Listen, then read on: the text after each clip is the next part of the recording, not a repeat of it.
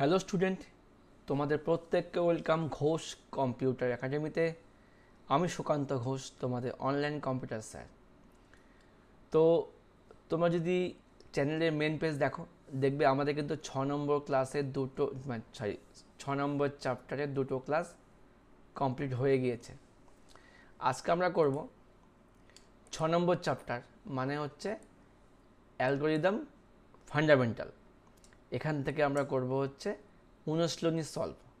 যেহেতু আমরা চ্যাপ্টারটা ভালো মতো পড়ে নিয়েছি, এখন দেখার হচ্ছে অনুশীলনীতে এখান থেকে কোন কোন ধরনের প্রশ্ন আসতে পারে। তো যেহেতু সেমিস্টার 1, তোমাদের কিন্তু এখান থেকে এমসিকিউ টাইপেরই কোশ্চেন আসবে। তো এমসিকিউ মানে কিন্তু শুধুমাত্র যে 4টা অপশান থাকবে, অবশ্যই 4টা অপশান থেকে একটা অপশান তোমাদের দাগাতে হবে। তো গুহপালের বই থেকে আমি তোমাদের পড়াচ্ছি, এই বইটা আমি বেশি প্রেফার করি। এই বই তোমাদের অনুশীলনী থেকে যে যে ধরনের প্রশ্নগুলো আছে, ম্যাচিং বলো, তো স্টেপ বাই স্টেপগুলো সাজানো বলো, তারপর তোমাদের এমসিকিউ টাইপের প্রশ্ন বলো, সমস্ত কিছুই আজকে আমি তোমাদের বুঝিয়ে বুঝিয়ে উত্তর বলে দেবো। তো তোমরা ভিডিওটা প্রথম থেকে দেখো, স্কিপ করার দরকার নেই। এটা একটা এডুকেশনাল ভিডিও, সমস্ত কিছুই ইম্পর্টেন্ট এই ক্লাসগুলোতে। যাই হোক, শুরু করছি আজকের ক্লাস। নিচে কোন অ্যালগোরিদমটি নিজেকে নিজে কল করে? আমরা জানি রিকার্সিভ। রিকার্সিভ মানে হচ্ছে রেকারেন্ট, যে নিজেকে কল করছে। 2 নম্বর প্রশ্ন, নিচের কোনটি নন রিকার্সিভ অ্যালগোরিদম পদ্ধতির মাধ্যমে সমস্যার সমাধান করে? Step by step. Step by step কিন্তু নন রিকার্সিভের মাধ্যমে প্রবলেম সলভ করে। 3 নম্বর, নিচের কোনটি অ্যালগোরিদমের বৈশিষ্ট্য নয়? কানেক্টার কিন্তু ফ্লো চার্টের বৈশিষ্ট্য, এটা এর সঙ্গে কোনো অ্যালগোরিদমের সম্পর্ক নেই।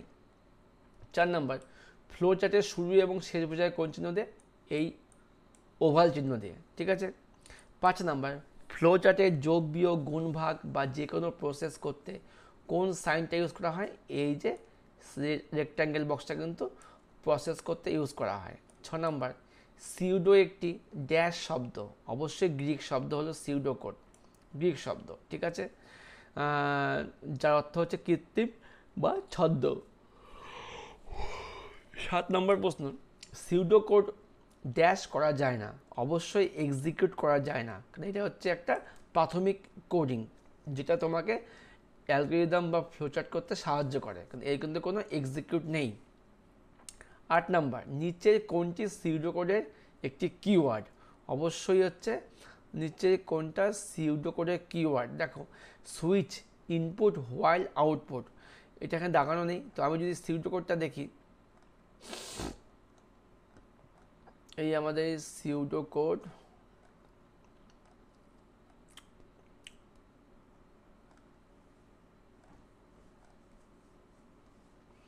এখানে আমরা কী লাগে? ইনপুট, রিড আর গেট, ঠিক আছে। তো এখান থেকে আমাদের কোনটা হচ্ছে সিউডো কোডের স্টেটমেন্ট? অবশ্যই ইনপুট। তো আমাদের কিন্তু অনুশীলনীতে এই অপশনের মধ্যে তোমাদের দেওয়া ছিল যে সুইচ, ইনপুট, হোয়াইল, আউটপুট। আমাদের কিন্তু ইনপুট হচ্ছে সিউডো কোডের একটা কিওয়ার্ড। 9 নম্বর, অ্যালগোরিদমের জটিলতার দুটি ভাগ কী কী? একটা হচ্ছে স্পেস কমপ্লেক্সিটি, একটা কি টাইম কমপ্লেক্সিটি। একটা স্পেস মানে স্থানের মানে জটিলতা, আর একটা কি সময়ের জটিলতা। 10 নম্বর, নিচে কোনটি একটি প্রোগ্রামের কমপ্লেক্সিটি টাইম এক্সিকিউশন টাইম এর যোগফল? টিপি, ঠিক আছে। টাইম নিচে কোনটি কমপ্লেক্সিটি টাইম ও এক্সিকিউশনের টাইমের যোগফল? ওটা টিপি। 11 নম্বর কী বলছে? ডেটা প্রসেসিংয়ের জটিলতা কম থাকলে অ্যালগোরিদমটি সম্পূর্ণ হতে সবচেয়ে কম সময় লাগে, এক্ষেত্রে বলা হয় বেস্ট কেস। আমার যদি 3টা কেস ছিল, বেস্ট কেস, এভারেজ কেস এবং ওর্স্ট কেস। বেস্ট কেসের ক্ষেত্রে কিন্তু টাইম কম লাগে। 12 নম্বর, অ্যালগোরিদমের রানিং টাইম সর্বোচ্চ হলে তাকে কি বলা হয়? তাকে বলা হয় ওর্স্ট কেস, ঠিক আছে। নাম্বার 13, নিচের কোনটির দ্বারা আমরা টাইম কমপ্লেক্সিটি বের করতে পারি? অবশ্যই অ্যাসিম্পটোমেটিক নোটেশন দিয়ে কিন্তু আমরা টাইম কমপ্লেক্সিটি বের করতে পারি। নাম্বার 14, অ্যাসিম্পটোটিক নোটেশন কোন একটি প্রোগ্রামের টাইম কমপ্লেক্সিটি নির্ধারণ করে? প্রোগ্রাম রান করার পর, যখন প্রোগ্রাম রান করলাম তখনই কিন্তু আমার অ্যাসিম্পটোটিক নোটেশন টাইম কমপ্লেক্সিটি নির্ধারণ করে। বিগ ওমেগা সিম্বল কোনটা? অবশ্যই এটা হলো সিগমা। ঠিক আছে, আচ্ছা তারপরে কি আছে 16 নম্বর প্রশ্ন, নিম্নলিখিতগুলির মধ্যে কোনটি অ্যালগরিদমের বিগ ও নোটেশনের মাধ্যমে প্রকাশ করা হয়? আপার বাউন্ড। ওকে, আচ্ছা বিগ ও হচ্ছে একটি অ্যালগরিদম রান করতে সর্বোচ্চ কত সময় লাগবে তার পরিমাপ। ঠিক আছে, বিগ ওতে কিন্তু সর্বোচ্চ কত সময় লাগবে তার পরিমাপ। আচ্ছা এবার দেখে নিই, তো এগুলো কিন্তু উত্তর সব আমাদের কিন্তু থিওরি থেকেই আসছে। এই বিগ থিটা, বিগ ওমেগা, তারপরে বিগ ও, কোনটার কী কাজ যারা বুঝতে পারছো না অবশ্যই এই চ্যাপ্টারের সেকেন্ড ক্লাসটা দেখে নিও। অবশ্যই কিন্তু থিওরি না জানলে কিন্তু এমসিকিউগুলো অত বোঝাটা সহজ না, তাহলে তোমাদের মাথার উপর দিয়ে যাবে এবং মুখস্থ করতে হবে। তাই একটু তোমরা ক্লাসগুলো দেখে নাও, তাহলে তোমাদেরও সুবিধা, পরীক্ষাতে অ্যান্সার করতেও সুবিধা। নাম্বার 18 নম্বর প্রশ্ন, বিগ ও নোটেশন অনুযায়ী নিচের কোনগুলি ভ্যালু কখনোই এন ভ্যালু থেকে বড় হবে না, এফ এন। নাম্বার 19, চার্ট সংখ্যাটি যদি নিচের অবস্থায় থাকে এটি কোন কেস? অবশ্যই এভারেজ কেস। প্রথমে থাকলে হচ্ছে বেস্ট কেস, মাঝে থাকলে এভারেজ কেস, শেষে থাকলে কি ওর্স্ট কেস। এবার এক্ষেত্রে আবার চার শেষে আছে, এটা কি হবে? ওর্স্ট কেস হবে। ঠিক আছে, তারপরে দেখে নিই শূন্যস্থান পূরণের ক্ষেত্রে অপশানগুলো। অ্যালগরিদমের কতগুলি বৈশিষ্ট্যের মধ্যে প্রধান দুটি বৈশিষ্ট্য কি আছে? অবশ্যই ইনপুট ও আউটপুট থাকবে। ঠিক আছে, এখানে ইনপুট এখানে আউটপুট থাকবে। যে অ্যালগরিদম নিজে কল করে তাকে বলা হয় রিকার্সিভ অ্যালগরিদম। তাহলে কল ও রিকার্সিভ। নন রিকার্সিভ অ্যালগরিদম ড্যাশ পদ্ধতির মাধ্যমে, তাহলে স্টেপ বাই স্টেপ পদ্ধতির মাধ্যমে সমস্যা সমাধান করে এবং এতে বিভিন্ন লুপিং স্ট্রাকচার ব্যবহৃত হয়। হয়ে গেল। নাম্বার 14, ফ্লো চার্টে স্টার্ট এন্ড বক্সের চিহ্ন কোনটা? স্টার্ট হয় তোমার এই বক্স দিয়ে আর এন্ডও হয় এই বক্স দিয়ে। মানে স্টার্ট হবে ওভাল দিয়ে, এন্ডও হবে ওভাল দিয়ে, কিন্তু ডিসিশন হবে কোন বক্স দিয়ে? ডায়মন্ড দিয়ে কিন্তু আমাদের ডিসিশন হবে। নাম্বার 5, সিউডোকোড ড্যাশ ও ড্যাশ স্টেটমেন্টের সাহায্যে ডেটা গ্রহণ করে। ইনপুট আর রিড দিয়ে কিন্তু ডেটা ইনপুট নেওয়া হয়। ইনপুট দিয়েও তুমি ইনপুট নিতে পারছো, রিড দিয়েও কিন্তু ইনপুট নেওয়া হয়। কোনো প্রোগ্রামের টাইম কমপ্লেক্সিটি বলতে সেই প্রোগ্রামের কমপ্লেক্সিটি টাইম, এক্সিকিউশন টাইমকে বোঝায়। ঠিক আছে, এবার বাম দিক ডান দিক মিলাচ্ছি আমরা, দেখে নিই। অ্যালগরিদমের সঙ্গে মিলবে কোনটা? বি, যুক্তিসম্মত ধাপে ধাপে সমাধান পদ্ধতি। ইনপুট কি হবে? ইনপুট হবে এ। এটি অ্যালগরিদমকে শূন্য বা তার বেশি সংখ্যক ইনপুট ভ্যালু বাইরে থেকে দেওয়া হয়। এবার অ্যালগরিদম ক প্রকার? অবশ্যই দুই প্রকার, রিকার্সিভ আর নন রিকার্সিভ। নিজে কল করে কে? Direct recursive algorithm. হয়ে গেল। তাহলে কি হলো? 1-এর বি, 2-এর এ, 3-এর ডি, 4-এর সি। এবার দেখে নিই 2 নম্বরটা। আচ্ছা 1-এর সি কী বলছে? এটা হলো স্টার্ট আর এন্ড বক্স। 2-এর ডি ইনপুট আউটপুট বক্স, এটা হবে ফ্লো লাইন। আর এটা কী হবে? Decision box. এটা কী হলো? 1-এর সি, 2-এর ডি, 3-এর বি, 4-এর এ। ওকে। 3 নম্বর, সিউডোকোড কি আছে? 1-এর বি। সিউডোকোড প্রোগ্রামের ধরন, নির্দেশগুলি স্টেটমেন্টের সাহায্যে প্রকাশ করে। ওকে। 2 নম্বর, 2-এর এ। সিউডোকোডে কী হয়? শুরু হয় স্টার্ট দিয়ে। সিউডোকোডের ফলাফল প্রদর্শন করা হয় কি দিয়ে? অবশ্যই 3-এর ডি হবে, প্রিন্ট দিয়ে। আর কিওয়ার্ড কী হবে? ফর। ঠিক আছে, তাহলে 1-এর বি, 2-এর এ, 3-এর ডি, 4-এর সি। বুঝতে পেরেছ? এই 4 নম্বর, বিবৃতি ও যুক্তিমূলক প্রশ্নগুলো। মানে এক্ষেত্রে কী আছে? অ্যাসারশন আছে আর কি আছে? রিজন আছে। দেখে নিই। নিম্নলিখিত প্রশ্নগুলি দুটি অংশ নিয়ে গঠিত, একটি বিবৃতি এবং অন্যটি কারণ। নিচের প্রশ্নগুলিতে এ বি সি ডি এই 4টি অপশানের মধ্যে কোনটি উত্তর হবে তা দেখাও। দেখে না বিবৃতি, কম্পিউটার প্রোগ্রামিংয়ের মাধ্যমে সমস্যার সমাধান করতে নির্দিষ্ট কিছু ধাপ অনুসরণ করতে হয়। ঠিক আছে, একদম ঠিক কথা। কারণ যাতে প্রোগ্রামটি সঠিকভাবে নির্দিষ্ট কাজ সুসম্পন্ন করতে পারে। এক্ষেত্রে বিবৃতিও ঠিক আর বিবৃতির রেসপেক্টে কারণটাও ঠিক। অতএব উত্তর কী হবে? এ। এখানে এ ও আর মানে কি, এ মানে অ্যাসারশন, আর মানে রিজন। এ এবং আর উভয়ই সত্য এবং আর হলো এ সঠিক ব্যাখ্যা। 2 নাম্বার বিবৃতি, অ্যালগোরিদমকে শূন্য বা তার বেশি সংখ্যক ইনপুট ভ্যালু বাইরে থেকে দেওয়া হয়। ওকে, কারণ কি প্রতিটা ইনপুট ভ্যালুর জন্য একটি করে আউটপুট ভ্যালু অ্যালগোরিদম উৎপন্ন করে। একদম ঠিক, এ এবং আর দুটোই ঠিক। ঠিক আছে। 3 নাম্বার, ফ্লো চার্ট শুরু অথবা শেষ করতে কিন্তু আমাদের স্টার্ট আর এন্ড বক্স ব্যবহার করা হয়। ঠিক। আবার ফ্লো চার্টের লাইন কাজের দিক নির্দেশ করে। একদম ঠিক। কিন্তু দেখো এখানে এ এবং আর উভয়ই সত্য, কিন্তু আর এর সঠিক ব্যাখ্যা না, মানে এর সাথে কিন্তু এর কোনো সঠিক ব্যাখ্যা হলো না। কেন স্টার্ট আর এন্ড বক্স ব্যবহার করা হয় তার উত্তর কিন্তু ফ্লো লাইন না, মানে তুমি দুটোই দুভাবে ঠিক। ঠিক আছে, মানে আমি ফ্লো চার্ট শুরু করছি স্টার্ট দিয়ে, শেষ করছি স্টপ বক্স দিয়ে, মাঝখানে ফ্লো লাইন কিন্তু ফ্লো লাইনের কাজ করছে, এর সঙ্গে স্টার্ট বক্স স্টপ বক্সের কোনো মানে সম্পর্ক নেই। ঠিক আছে। নাম্বার 4, সিউডোকোডের মাধ্যমে প্রোগ্রাম সহজেই প্রোগ্রামের মূল বিষয়টি প্রকাশ করতে পারে। এটা সত্য ঘটনা, সত্য। কারণ কি সেজন্যই পাইথন প্রোগ্রামে প্রতিটা সিউডোকোড লেখা হয়, এর সাথে এই কথা মিললে আর মিথ্যা। ঠিক আছে, আরটা মিথ্যা। 5 নাম্বার বিবৃতি, প্রতিটা অ্যালগোরিদম প্রোগ্রাম ব্যবহার করার আগে তাদের স্পেস কমপ্লেক্সিটি জানার প্রয়োজন। ঠিক কথা, আমাকে জানতে হবে কতখানি জায়গার প্রয়োজন আছে প্রোগ্রাম রান করার পরে, তাহলে আমরা নির্দিষ্ট অ্যালগোরিদম ব্যবহার করে লিখিত প্রোগ্রাম রান করতে কতটা মেমোরির প্রয়োজন। একদম ঠিক, এর সাপেক্ষে এটা একদম ঠিক। এ এবং আর উভয়ই সত্য। ঠিক আছে। দেখি 6 নাম্বার, বিগ থিটা হচ্ছে অ্যালগোরিদমের সর্বোচ্চ কত সময় লাগবে তার হিসাব। একদম মিথ্যা। সেই জন্যই এটি অ্যালগোরিদমে আপার ও লোয়ার বাউন্ড দুটি প্রকাশ করে। এক্ষেত্রে এ মিথ্যা আর সত্য, মানে বিগ ওমেগা এই কাজটা করে কিন্তু এই কাজটা মিথ্যা। ঠিক আছে, ডি হবে অ্যান্সার। এবার দেখি চার্ট, ডায়াগ্রাম ও চার্ট ভিত্তিক প্রশ্ন। তো এখানে দেওয়া আছে 1 2 3 4, এক্ষেত্রে আমার কোনটা আগে কোনটা পরে কি করে বুঝবো আমি? দেখো একের এটা কীভাবে দিয়েছে, আচ্ছা আচ্ছা আচ্ছা, সি। বি নাম্বারটা দেখো আমার স্টার্ট বক্স, এটা স্টার্ট বক্স, এটা হচ্ছে ইনপুট আউটপুট বক্স, এটা প্রসেস বক্স, এটা হচ্ছে স্টপ বক্স। ওকে, তার মানে বি নাম্বারটা ঠিক। একটা ছবি দেওয়া আছে, এর প্রিন্ট সাম কত হবে? দেখো এর ভ্যালু 5, বি এর ভ্যালু 6, সি এর ভ্যালু 7, তাহলে আমি যোগ করছি কথা ডি মানে 5 + 6 = 11।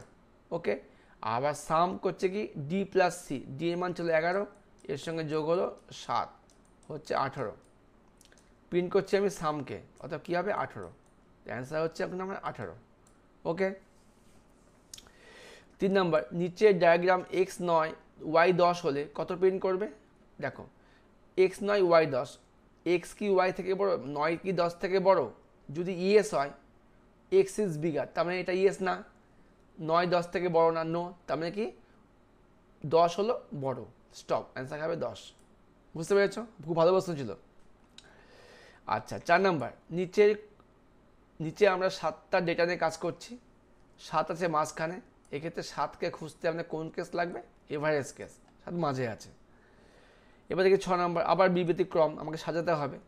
তো প্রথমে সাজবে আমার 2 নাম্বারটা, প্রথমে অ্যালগোরিদমে ইনপুটগুলি লিখতে হবে, লিখলাম ইনপুট, তারপরে 1 নাম্বার, এরপর প্রসেস করতে হবে, তারপরে 3 নাম্বার, প্রতিটা ইনপুটের জন্য আউটপুট ভ্যালু অ্যালগোরিদমে দেখাবে, একদম তাই।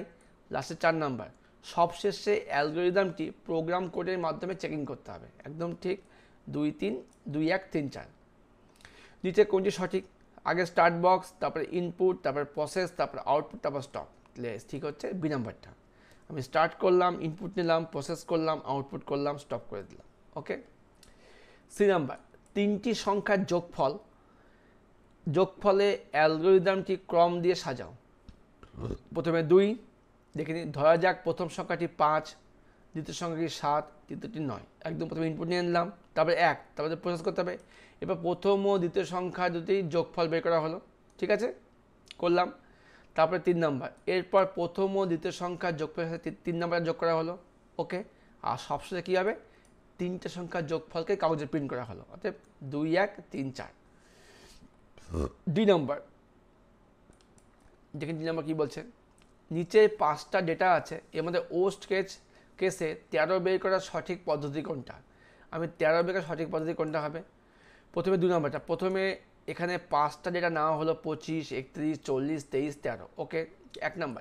এবার বাদিক থেকে আমাকে চেক করতে হবে, বাদিক থেকে ডান দিকে খুঁজবো। 13 পাচ্ছি না, 13 পাচ্ছি না, এখানে পাচ্ছি, খুঁজতে হচ্ছে। তারপরে 3 নম্বর, এক্ষেত্রে প্রতিটা এলিমেন্টকে খুঁজতে যদি 1 সেকেন্ড সময় লাগে, তাহলে আমাকে 13 খুঁজতে 5 বার খুঁজতে হবে। 1 second, 2 second, 3 second, 4 second, 5 second সময় লাগবে, ওকে। আর 4 নম্বর, যেহেতু সময় বেশি লাগলো তাই এটা হবে ওয়ার্স্ট কেস, অবশ্যই অ্যান্সার হবে 2, 1, 3, 4, ওকে। এবার দেখি সত্য বা মিথ্যা। নিচে স্টেটমেন্ট এ ও বি নিয়ে কিছু বক্তব্য দেওয়া আছে, দেখি কোনটা সত্য কোনটা মিথ্যা। এ নাম্বার বলছে একটি অ্যালগরিদম তৈরির ক্ষেত্রে তার সঠিকতা অবশ্যই মেনে চলতে হবে, ঠিক আছে, একদম তাই। বি নাম্বার, অ্যালগরিদমের ধাপগুলির সংখ্যা অবশ্যই নির্দিষ্ট হতে হবে, অনেকগুলো ধাপ হলে হবে না, অবশ্যই। সি নাম্বার, উভয় স্টেটমেন্ট সত্য। দেখি যাও 2 নম্বরটা, যে অ্যালগরিদম নিজেকে নিজে কল করে না তাকে স্টেপ বাই স্টেপ পদ্ধতির মাধ্যমে প্রকাশ করতে হয়, একদম, তাকে বলে নন রিকার্সিভ, একদম ঠিক। বি নাম্বার, এই প্রকার অ্যালগরিদমে কোনো লুপ ব্যবহার করা হয় না, এটা মিথ্যা, ঠিক আছে। 3 নম্বর, ফ্লোচার্ট শুরু বা শেষ করতে স্টার্ট বা স্টপ বক্স লাগে, ঠিক আছে। ফ্লোচার্টের কাজের দিক করতে নির্দেশ করতে ব্যবহার করা হয় প্রসেসিং বক্স। ফ্লোচার্টের কাজের দিক নির্দেশ করতে ব্যবহার করা হয়, কাজের দিক নির্দেশ করতে না, দিক তো আমরা নির্দেশ করি ফ্লো লাইন দিয়ে, সেক্ষেত্রে আমার সি সত্য হবে না, এ সত্য, বি মিথ্যা। কারণ স্টার্ট আর স্টপ বক্স দিয়ে করা হয়, আর কাজের দিক নির্দেশ করা কিন্তু ফ্লো লাইন দিয়ে না, সেক্ষেত্রে এ সত্য, বি মিথ্যা, এটা ভুল আছে। 4 নম্বর, অ্যালগরিদমে সম্পূর্ণ হতে যখন কম সময় লাগে তাকে বলা হয় ওয়ার্স্ট কেস, একদম ভুল, তাকে বলা হয় বেস্ট কেস। আবার অ্যালগরিদমকে সম্পূর্ণ হতে বেশি সময় লাগে তখন তাকে বলা হয় বেস্ট কেস, একদম ভুল, এটা হলো ওয়ার্স্ট কেস, উল্টো আছে, অর্থাৎ উভয় স্টেটমেন্টই মিথ্যা, ওকে। নাম্বার 5, বিগ ওমেগা হচ্ছে অ্যালগরিদমে রান করতে সর্বনিম্ন কত সময় লাগবে, একদম ঠিক। আর বিগ থিটা হচ্ছে অ্যালগরিদম রান করতে যে সময় লাগে তার গড় হিসাব, উভয় স্টেটমেন্টই সত্য। এবার থেকে ঘটনার বিশ্লেষণ কি বলছে, মানুষ তার কোম্পানিতে একটি প্রোগ্রাম ডেভেলপ করার জন্য ডিজাইন করছে, ঠিক করুক। সে যেহেতু একজন অভিজ্ঞ দক্ষ সফটওয়্যার ডেভেলপার, তাই ডিজাইন পদ্ধতি ও সর্বপ্রকার ইনফরমেশন লিপিবদ্ধ করে রেখেছে। কল্পনা করো তুমি মানুষের মতো একজন সফটওয়্যার ডেভেলপার, নিচের সমস্যাগুলি তুমি কিভাবে মানুষের পরিবর্তে সমাধান করবে বলো, এটা বুঝতে পারলে।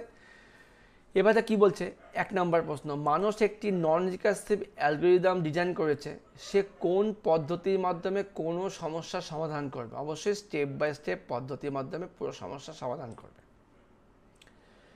আমি যদি মানুষের জায়গা হই আমি এই সি নাম্বারটাই অবলম্বন করব। 2 নম্বর, মানুষ অ্যালগরিদমটি লেখার পর প্রথমে কোন কাজটা করবে, প্রথমে সিউডো কোডে ফেলে পরীক্ষা করবে, ঠিক আছে। তারপরে 3 নম্বর, মানুষের যদি সিউডো কোড লেখার প্রয়োজন হয় তাহলে সে ফলাফল দেখাবে কোন স্টেটমেন্ট দিয়ে, অবশ্যই প্রিন্ট দিয়ে ফলাফল দেখানো যাবে। নাম্বার 4, একজন দক্ষ প্রোগ্রামার হিসেবে মানুষ কোন সমস্যাটি দেখে প্রোগ্রাম লিখবে, প্রথমে দেখবে স্থানের জটিলতা, সময়ের জটিলতা, অ্যাসিম্পটোমেটিক নোটেশন, ও সবগুলোই দেখে নেবে। কারণ আমি যদি দক্ষ প্রোগ্রামার হই আগে আমি দেখবো যে কী কী আমার সমস্যা আছে, ওগুলো আগে আমি দেখে নেব, ঠিক আছে। এবার দেখি দুটো লাস্ট আমাদের কেস, দুটো বিবৃতির মধ্যে সম্পর্ক স্থাপন করতে হবে। কি বলেছে, স্টেটমেন্ট এ, যে অ্যালগরিদম নিজেকে নিজে কল করে তাকে রিকার্সিভ অ্যালগরিদম বলা হয়, ঠিক। এই ধরনের অ্যালগরিদমে রিকার্সিভ ফাংশন ব্যবহার করে পুনরাবৃত্তি করা হয়, এটা ঠিক। আবার বি কি বলছে, যে অ্যালগরিদম নিজেকে নিজে কল করে না তাকে নন রিকার্সিভ অ্যালগরিদম বলা হয়। বি স্টেটমেন্ট এ স্টেটমেন্ট বিরোধী, এ এর উল্টো, ঠিক আছে। লাস্ট প্রশ্ন, সিউডোকোড হলো প্রোগ্রামের ধরন ও নির্দেশগুলি পরপর স্টেটমেন্টের সাহায্যে প্রকাশ করা, ঠিক। আর সিউডোকোড কম্পাইল বা এক্সিকিউট করে কম্পিউটারে ব্যবহার করা যায়, বি স্টেটমেন্ট মিথ্যা, কারণ সিউডোকোড কিন্তু এক্সিকিউট করা যায় না, অর্থাৎ এ স্টেটমেন্ট সত্য, বি স্টেটমেন্ট মিথ্যা। তো স্টুডেন্ট, ক্লাসটা এখানে শেষ করছি। তোমাদের কেমন লাগলো অবশ্যই জানিও, কে কোথা থেকে ভিডিও দেখছো সেটাও জানিও। দেখা হচ্ছে খুব তাড়াতাড়ি 7 নম্বর চ্যাপ্টার নিয়ে। 7 নম্বর চ্যাপ্টার মানে কিন্তু আমাদের ইন্ট্রোডাকশন টু প্রবলেম সলভিং। তো তো ভালো থেকো, সুস্থ থেকো, মন দিয়ে পড়াশোনা করো। খুব তাড়াতাড়ি আসে নতুন ক্লাস নিয়ে। বাই।